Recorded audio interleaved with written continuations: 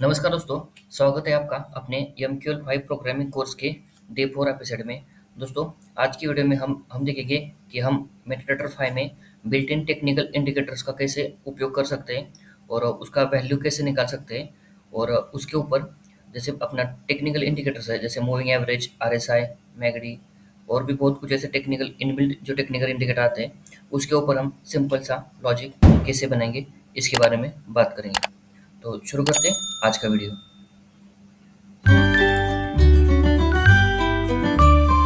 Video के first में हम बात करते हैं इनबिल्ट टेक्निकल इंडिकेटर की। तो आप अपने टर्मिनल में जाओगे और आपके नेविगेटर में यहाँ पर आपको शो हो जाएगा इंडिकेटर्स। इसमें बहुत सारे इंडिकेटर अलग अलग कैटेगरी वाइज इसमें आपको मिल जाएंगे। ये सारे इनबिल्ट इंडिकेटर हैं, जैसे ट्रेंड, ऑसिलेटर, वैल्यूम।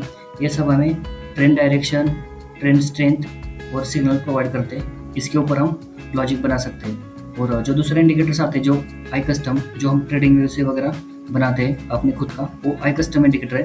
उसको हम आने वाले वीडियोस में कवर करेंगे। इस वीडियो में जो इसका ट्रेडिंग जो प्लेटफॉर्म है आपके, इसमें जो इनबिल्ट इंडिकेटर्स जो भी है उसको हम इस वीडियो में कवर करेंगे और इसके ऊपर एक सिंपल सा लॉजिक बनाना सीखेंगे। तो अभी हम चलते हैं अपने मेटाकोस लैंग्वेज एडिटर में। और यहाँ पे जाने के बाद हम यहाँ पर यूज़ कर देते हैं टूल बार और नेविगेटर यहाँ पर। और ये पिछले वाला डे 3 का ये हमने यहाँ OHLC डाटा का कैंडल बनाना और उसका डाटा निकालने के लिए हमने कोड किया था। आज हम यहाँ पर एक न्यू फाइल क्रिएट कर रहे थे, एक्सपर्ट टेम्पलेट्स करते और डे 4 का नाम देते इसको, डे 4। तो इसके बारे में जैसे हमने ये जो कमेंट्स है, प्रॉपर्टीज, इनिशियल सेक्शन, इसको हमने पिछले वीडियो में इसको कवर किया था। जैसे MQL5 में इंडिकेटर यूज़ करने के लिए हम फंक्शन का इस्तेमाल करते हैं, जैसे IMA के लिए, मूविंग एवरेज के लिए, IRSI रिलेटिव स्टेट इंडेक्स के लिए, मतलब RSI के लिए, और मैगडी इंडिकेटर के लिए IMAGD। ये फंक्शन का यूज़ करते हैं हम। जैसे ये फंक्शन हमें इंडिकेटर हैंडल देता है, जिसे हम कॉपी पेपर से यूज़ कर सकते हैं। तो जैसे हम हेल्प में जाते हैं, यहाँ पर हेल्प में जाएंगे, MQL5 रेफरेंस में जाएंगे और यहाँ पर हम एक सर्च करें, जैसे सिंपल IMA। तो यहाँ पर जाते हैं। इस फंक्शन का इस्तेमाल करने के लिए इसके कुछ पैरामीटर्स हैं, जैसे IMA इन ब्रैकेट में, जैसे पहले string, symbol, time frame, period, moving average का period, shifted price, moving average का मेथड और अप्लाई प्राइस। ये इसका फंक्शंस है। और ये सेम फंक्शन जैसे हम चार्ट पर जाते हैं, यहाँ हम जैसे नेविगेटर में जाते हैं और एक सिंपल मूविंग एवरेज को जैसे ट्रैक करते हैं, तो आप देख सकते हैं इसके पैरामीटर है ये सेम ही है, जैसे पीरियड, मेथड, अप्लाई प्राइस और शिफ्टेड प्राइस। और यहाँ पर एक हम फंक्शन ऐड कर रहे थे, जैसे EMA का वैल्यू निकालने के लिए। इसमें यह फंक्शन इसका पीरियड, मूविंग एवरेज का, कोई भी आपका जो EMA चाहते हैं, इसका पीरियड और शिफ्टिंग प्राइस से इसका वैल्यू लौटाता है। और इसके सबसे फर्स्ट में हम हैंडल बनाते हैं, जैसे IMA। इसके अंदर फर्स्ट में सिंबल, और कौन से सिंबल में वर्तमान, मतलब जैसे करंट सिंबल के लिए, और इसके बाद टाइम फ्रेम के लिए हम करंट इस्तेमाल करते हैं। और जैसे पीरियड, ये मूविंग एवरेज का पीरियड, जैसे 20, 50। और उसके बाद शिफ्टेड प्राइस है, मतलब करंट शिफ्टेड प्राइस। और एक टाइप ऑफ मूविंग एवरेज, जैसे मोड, SMA, EMA, यहाँ से, या तो आप इसको इनपुट में भी चेंज कर सकते हैं, यहाँ से इनपुट देके। और इसके बाद अप्लाई प्राइस। और इसके बाद हैंडल, अगर यहाँ पर handle is equal invalid handle, अगर इनवैलिड है हैंडल, मतलब इंडिकेटर नहीं बना है, तो ये आप 0 रिटर्न करें। और इसके बाद यहाँ पर कॉपी पेपर से EMA की यहाँ पर स्टोर करने के लिए हम एरे बनाते हैं, जैसे डबल वैल्यू। और ये वाला है कॉपी पेपर फंक्शन, इससे हम EMA की वैल्यू प्राप्त करेंगे। और इसके कुछ पैरामीटर्स हैं, जैसे हैंडल, EMA की EMA, जैसे ये वाला इंडिकेटर, EMA इंडिकेटर का हैंडल है ये 0 यानी मेन लाइन EMA की, या EMA की जब हम जो भी यहाँ पे डिफाइन कर रहे हैं, जैसे में EMA, इसकी मेन लाइन है 0। इसके बाद शिफ्टेड प्राइस, करंट और कितनी वैल्यू चाहिए। और इसके बाद अगर वैल्यू मिलती है तो हम वैल्यू रिटर्न करें, नहीं तो 0 रिटर्न करें। ये होता है। एक गेट हमने EMA के लिए फंक्शन डाल दिया। ऐसे ही हम ऑथर फंक्शन के लिए भी इसी फंक्शन सेम कोड यूज करेंगे। तो यहाँ पे फिलहाल हम एक बार इसको कंपाइल कर देते हैं।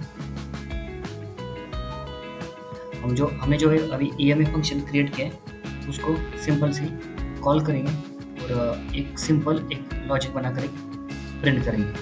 तो get EMA value is equal get MA और यहाँ पर एक पीरियड डाल देते हैं नॉर्मली 0 सेमीकोलन और एक जैसे करंट प्राइस के लिए हम यूज करते हैं जैसे MT5 में सिंबल इनकोडेबल जैसे सिंबल और सिंबल बिड। अभी आस्क बिड तो थोड़ा सा बाद में बात करेंगे, फिलहाल एक सिंपल लॉजिक बना दे। जैसे अगर करंट प्राइस EMA वैल्यू के ऊपर है तो आप प्रिंट कीजिए प्राइस MA के ऊपर है, मतलब आप ट्रेंड है, पल्स और नहीं तो आप प्रिंट कीजिए प्राइस MA के नीचे और डाउन ट्रेंड है। और इसको हम एक बार कंपाइल कर देते हैं। जैसे कंपाइल कर दिया अभी कोई एरर नहीं है हमारे पास। तो इस स्क्रिप्ट को हम यहाँ से आपको यहाँ पर दिख रहा होगा start resume debugging on history data. हम सिंपल यहाँ पर इसको क्लिक करके यहाँ से इसको रन कर देंगे हिस्ट्री डाटा पर। तो अभी हम देख सकते हैं जैसे प्राइस के अप डाउन हो रहा है तो यहाँ पर देख सकते हैं ट्रेड में अभी कोई ट्रेडिंग लॉजिक नहीं डाला हमने। जनरल सेक्शन में यहाँ पर देखते हैं प्राइस EMA के ऊपर है, अभी ऊपर है और जैसे प्राइस अगर नीचे जाएगा तो यहाँ पर हमें प्रिंट यहाँ पर शो हो जाएगा।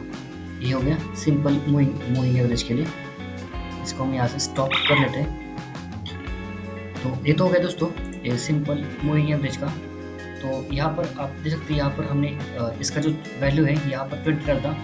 तो स्टैंडर्ड सिस्टम में भी 20 का वैल्यू। तो इसको हम जैसे इनपुट चेंज करना है जैसे EMA का, तो हम जैसे कैसे करेंगे इसको कर देते हैं फास्ट EMA।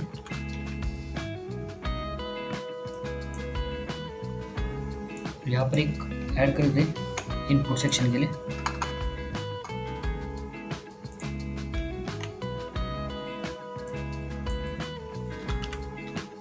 इनपुट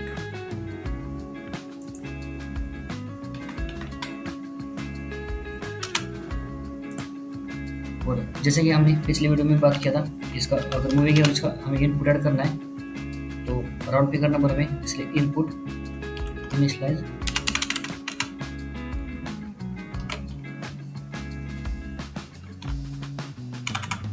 कैपिटल डाला था हमने शायद फास्ट में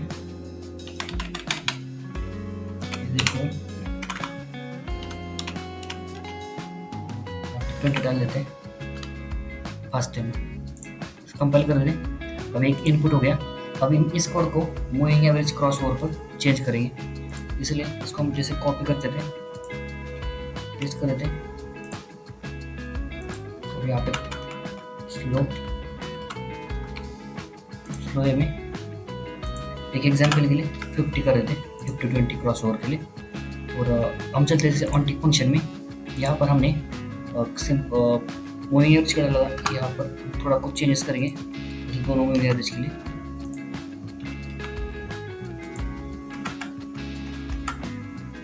यहाँ पर करते हैं स्लो,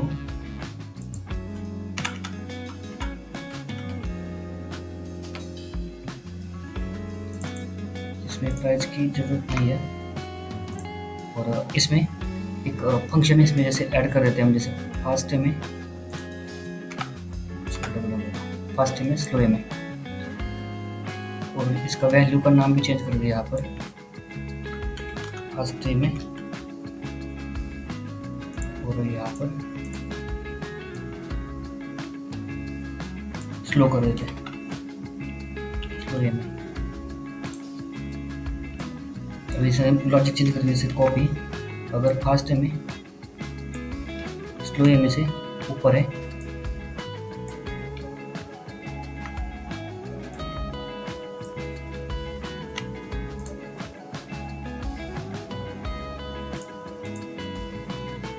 EMA क्रॉस लिख देते हैं यहाँ पर। EMA क्रॉस के ऊपर है अप ट्रेंड और EMA क्रॉस के नीचे है तो डाउन ट्रेंड। एक फॉर एग्जांपल के लिए बना रहे हैं हम लोग इसको एक बार कंपाइल कर देते हैं। जैसे कंपाइल कर दिया, अभी हम टर्मिनल में जाते हैं। तो हमने जो एक्सपर्ट और यहाँ पर D4 है, जैसे हम ड्रैग करेंगे तो आप देख रहे हैं यहाँ पर इनपुट हमने 20 और 50 डालेगा, 50 डाला था, ये आ गया। इसको ओके कर देते हैं और इसको ऑप्शन करके यहाँ से भी हम इसको टेस्ट कर सकते हैं। टेस्ट करेंगे और यहाँ से इसका जो इनपुट्स है यहाँ पर 20 50 रख देते हैं और इसको स्टार्ट कर देते हैं।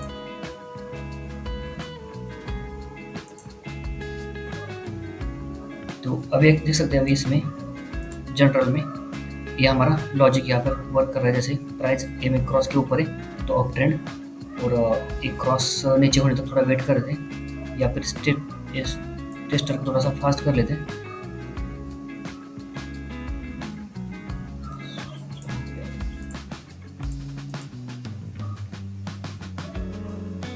थोड़ा फास्ट हो गया था, थोड़ा सा स्लो कर देते हैं।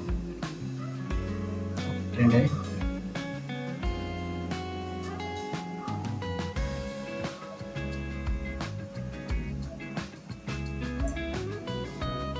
ये क्रॉस हो गया तो यहाँ पर ये शो हो रहा है प्राइस एम क्रॉस के नीचे। इस तरफ इसका मूविंग एवरेज का हो गया। और हम चलते हैं अपन दोबारा से कोड में। इसी तरह मूविंग एवरेज कोड और इस तरह और एक एग्जांपल देख लेते हैं। जैसे गेट EMA कोई कोड को कॉपी कर लेते हैं और इसका नाम चेंज कर देंगे यहाँ पर RSI, गेट RSI वैल्यू। और RSI वैल्यू के लिए हमें पीरियड नहीं चाहिए, ओनली शिफ्टेड प्राइस का इस्तेमाल करेंगे।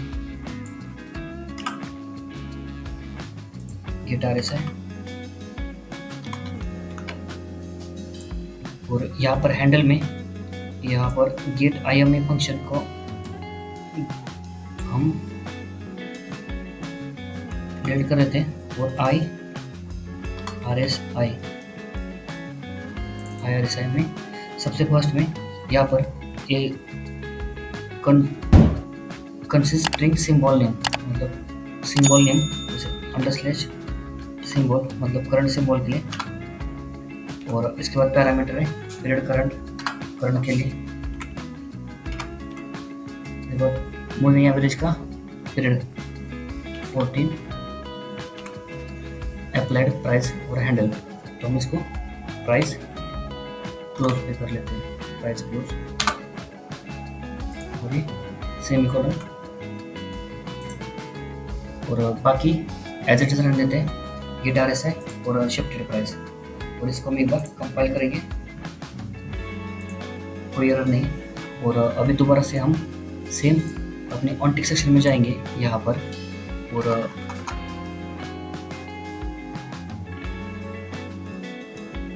और यहाँ पर एक वीडियो के लास्ट में एक RSI पर एक एग्जांपल देख लेते हैं। जैसे एक कमेंट ऐड करते हैं यहाँ पर RSI के लिए। जैसे डबल RSI वैल्यू हमें किस फंक्शन से मिलेगा, गेट RSI। और 0 शिफ्टेड प्राइस है 0 इसका मतलब करंट में। और RSI वैल्यू जैसे हम RSI को ओवरबोट और ओवरसोल्ड, जैसे RSI वैल्यू 30 के नीचे है तो एक ओवरसोल्ड मान जाता है, जैसे बाई सिग्नल के लिए। और अपोजिट इसका RSI वैल्यू अगर 70 है तो प्रिंट हम करेंगे मार्केट।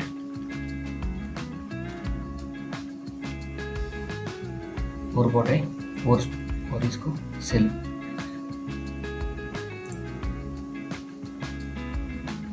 कोई एरर नहीं। और इसको एक बार हम इस डाटा पर चेक कर लेते हैं। तो हम थोड़ा वेट कर लेते हैं RSI लाइन 30 या 70 को क्रॉस करें तभी सिग्नल दे।